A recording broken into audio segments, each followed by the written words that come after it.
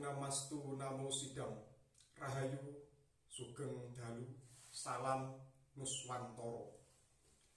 Saya lanjutkan ngaji Nirata Prakerta pupuh 21. Saya bacakan. Karmendriyeka moko manggalaning swacita. Karmendriyan pinaka marga mamisren suksma. Dan sang bus roh I panusmanikan yo mongko yeka matangnya ginga prihaken cinita. Artinya begini secara terjemahannya, secara bahasa Indonesia yang tepat. Karmendriyaka moko manggalaning swacita. Karmendriya sebagai manggala pikiran sendiri. Karmendriya itu artinya adalah 5 indria gerak. Jadi di dalam diri manusia itu, menurut Nirata Prakerta ini ada 5 indera gerak yang memiliki fungsi sesuai dengan kebutuhan manusia, yaitu peraba tangan, peraba kaki, lidah, rasa kemaluan, dan rasa dubur. Kelima ini memiliki fungsi yang sangat penting. Meskipun indera-indera penting juga, seperti mata itu penting juga, yang namanya telinga itu penting juga. Tetapi kelima indera ini sangat penting sekali. Misalnya tangan itu banyak sekali fungsinya untuk mengambil, menggenggam, apapun yang berkaitan dengan kehidupan ini pasti tangan sangat penting sekali. Orang buta tidak bisa melihat, tapi ketika tangannya masih ada, maka dia bisa menggunakan tongkatnya untuk berjalan, dan seterusnya. Maka fungsi tangannya sangat penting sekali. Yang kedua, kaki. Orang butuh kaki, mau lari, jalan kemana-mana, pindah dari tempat lain itu butuh kaki. Kecuali, mohon maaf, teman-teman yang disabilitas itu beda lagi. Tapi pada umumnya manusia yang lengkap tubuhnya itu membutuhkan yang namanya kaki. Jadi tangan dan kaki ini tidak bisa dihilangkan begitu saja. Ini sangat penting sekali. Lalu lidah ini selain fungsinya untuk merasa, tapi lidah ini untuk berbicara. Manusia itu punya mulut, tetapi kalau lidahnya itu cacat, maka dia tidak bisa berbicara. Manusia bisa berbicara dengan benar, dengan tepat, dengan jernih kalau lidahnya itu normal. Maka lidah ini penting sekali. Lalu ada rasa kemaluan. Rasa kemaluan ini tidak hanya berfungsi sebagai kencing atau lain sebagainya, tetapi juga sebagai jalan bagaimana manusia itu menyalurkan hasratnya dengan tepat, dengan benar, yaitu bisa menjadi jalan bertemunya sel sperma laki-laki dan sel ovum dari milik perempuan yang nanti akan menumbuhkan makhluk baru atau titah baru yang disebut dengan janin dan seterusnya. Artinya kalau manusia tidak punya kemaluan, maka dia tidak punya hasrat untuk berkembang biak dan tidak punya hasrat untuk berhubungan seksualitas. Maka dengan ini kemaluan sangat sekali. Kencing itu sebagai alat untuk membuang kotoran berupa air. Kalau kita tidak punya kemaluan, ya susah. Bagaimana membuang hasil olah tubuh perut ini dalam bentuk cairan. Lalu yang kelima adalah dubur. Dubur ini lubang belakang yang fungsinya untuk buang air besar dan buang angin. Kalau manusia tidak punya lubang belakang atau dubur itu ya susah.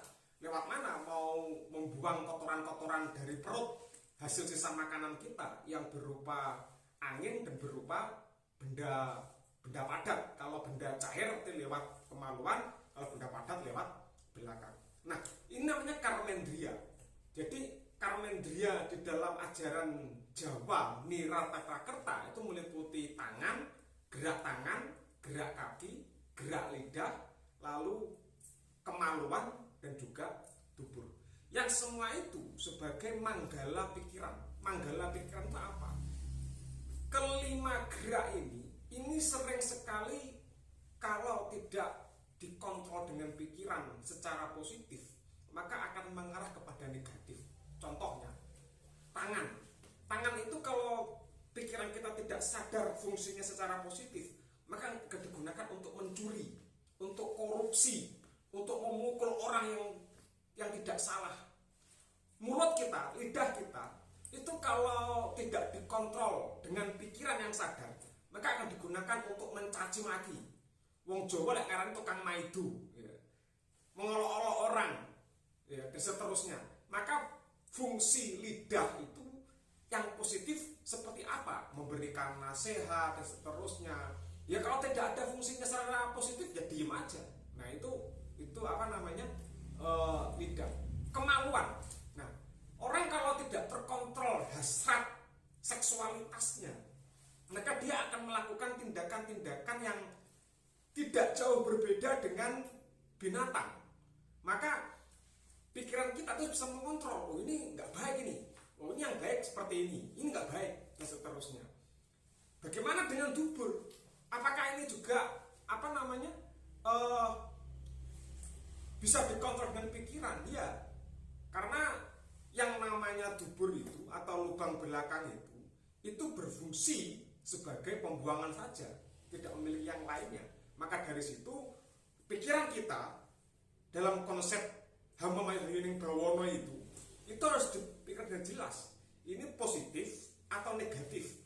Positif itu bukan sekedar oh ini baik atau tidak, tetapi apa manfaat yang bisa kita gunakan dengan benar kelima gerak ini. Kita punya kaki, kalau kita gunakan untuk menendang orang, ya salah. Ya. Tapi kalau di dalam satu arena pertandingan pencaksilat, maka boleh dong menendang dengan kaki. Tapi kalau di kondisi biasa, kalau ada orang duduk kita tendang, nah ini yang nggak boleh, ini negatif. Karmendriyan pinoko morgo mamisren suksmo. Karmendriya pula sebagai jalan menemui yang suksma. Maka dengan memahami posisi atau fungsi 5 indera, 5 gerak indera tadi dengan tepat, maka sebenarnya itu menjadi jalan bagaimana manusia menyadari tentang adanya Sang Hyang Widi. Di dalam ajaran Jawa, kehidupan ini itu merupakan bagian dari Sang Hyang Widi itu sendiri, pancaran dari Sang Hyang Widi. Jadi tidak terpisahkan. Sama seperti tangan. Tangan ini ya tangan, tetapi tangan ini merupakan bagian dari fisik manusia secara keseluruhan. Tangan itu tidak sama dengan dada, tetapi tangan dengan dada ini merupakan satu kesatuan yang disebut dengan raga. Maka tidak bisa dipisahkan tangan dengan tubuh. Maka dari situ ketika orang kehilangan salah satu anggota tubuhnya, maka dia disebut dengan cacat.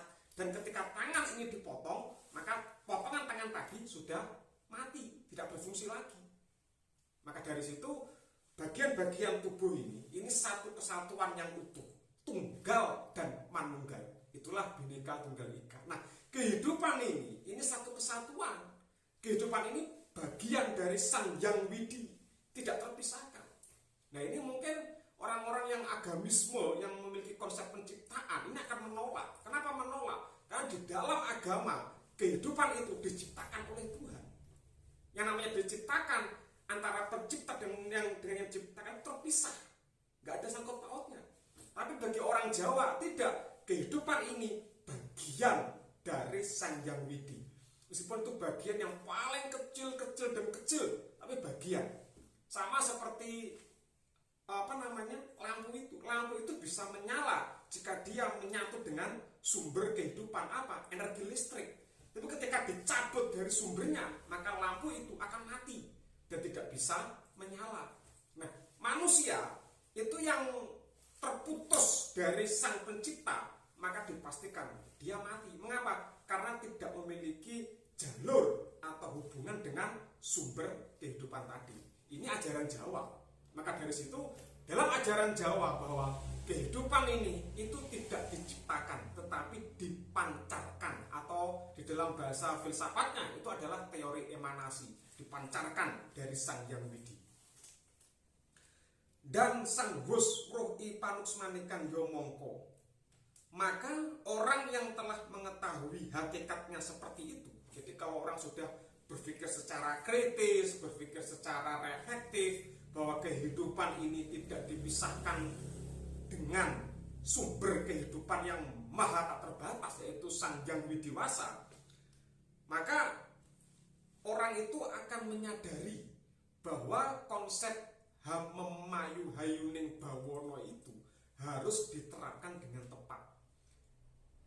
Alam semesta itu bagian dari Sang Hyang Widi, maka jangan sekali-kali merusak alam. Ketika kita merusak alam, kita merusak kehidupan.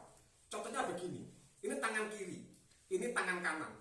Ketika tangan kanan ini memotong tangan kiri, maka yang terjadi adalah pengerusakan. Meskipun tangan kiri dengan tangan kanan itu berbeda, tapi ini satu kesatuan, tidak bisa dipisahkan.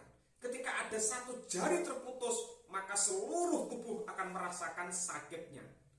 Begitu juga dengan kehidupan ini. Satu bagian yang rusak, maka seluruh kehidupan akan merasakan kerusakan juga. Maka orang Jawa itu di dalam konsep Hamemayu Hayuning Bawono itu betul-betul menjaga alam. Apakah artinya tidak boleh mengambil apa yang ada di alam? Boleh mengambil yang ada di alam, tetapi tidak sampai merusak. Boleh. Kita boleh mengambil pohon di hutan itu boleh, tapi secukupnya. Nah, tapi jika mengambil itu secara besar-besaran, dieksploitasi sampai gundul, maka akan memunculkan yang namanya kerusakan. Dan kerusakan itu pasti berakibat jelek untuk kehidupan ini. Nah, maka orang yang memahami hakikat tadi itu bahwa seluruh kehidupan ini itu merupakan bagian dari Sang Hyang Widi, maka manusia tidak akan merusaknya. Contohnya begini tadi itu. Kalau manusia itu sadar bahwa tangan kiri ini bagian dari tubuh ini, maka manusia tidak akan mungkin memotong tangannya sendiri jika dia sadar.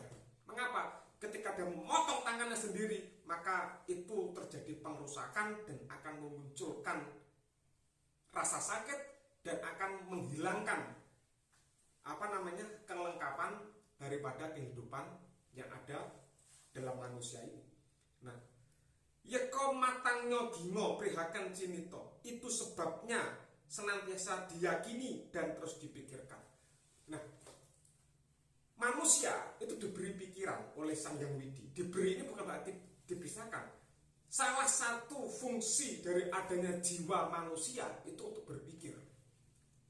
Otak sebagai hardware-nya, ya, karena itu bentuknya fisik atau ragawi.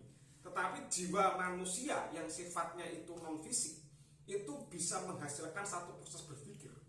Maka kalau orang itu melakukan kerusakan, seharusnya dia bertanya kepada diri sendiri, apakah yang sudah saya lakukan ini benar atau salah.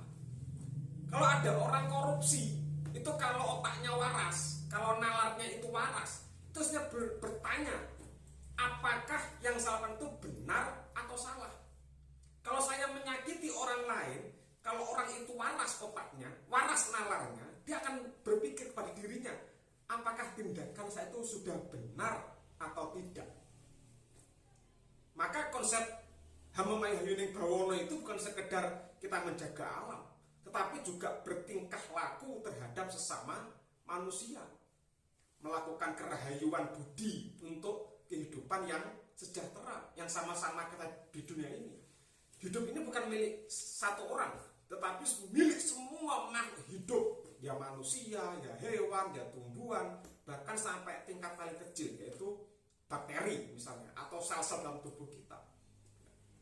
Kalau manusia itu waras nalarnya, dia tidak akan menyakiti tubuhnya.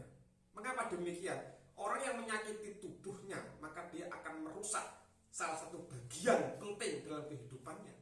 Begitupun manusia Jawa, ketika dia menyadari bahwa kehidupan ini satu kesatuan yang utuh dari Sang Hyang Widi, maka dia tidak akan merusak yang lainnya.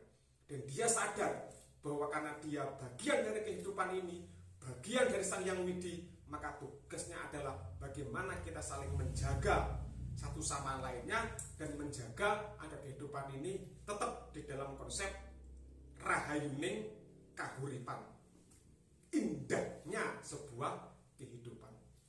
Nah, barangkali itu dulu untuk ngaji saat ini. Satu pupuh dulu, yaitu tentang satu sloka dulu, yaitu sloka 21. Semoga bermanfaat ngaji Nirata Prakerta kali ini. Salam Nuspantoro, Wong Ulun Basuki Langgeng. Rahayu, Rahayu, Rahayu.